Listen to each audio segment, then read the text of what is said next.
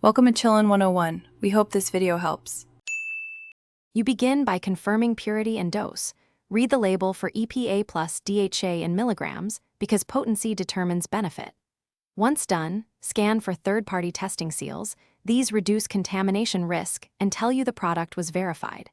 Make sure to note the source. Wild-caught fish oils differ from algae oil for vegetarians, and sustainability claims affect long-term choice. Start with these concrete checks so you're buying an effective, safe foundation before comparing price or format. Next, focus on absorption and daily practicality. Pick triglyceride or reesterified oils because they're absorbed more efficiently than ethyl esters, which matters for effect. Once decided, weigh delivery.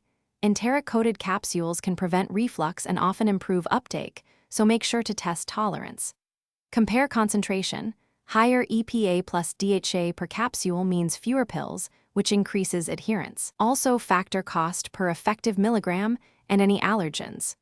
This is the Finally, lock in your choice by calculating cost per 1,000 milligrams of EPA plus DHA so you buy value, not just cheap bottles.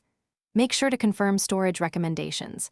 Cold-packed or refrigerated products stay fresher, and check expiration dates before use. Start at a moderate dose and increase if needed. If you get nausea, fishy burps, or other side effects, reduce the dose, try an enteric-coated or algae form, and consult your healthcare provider. This single troubleshooting step solves most problems.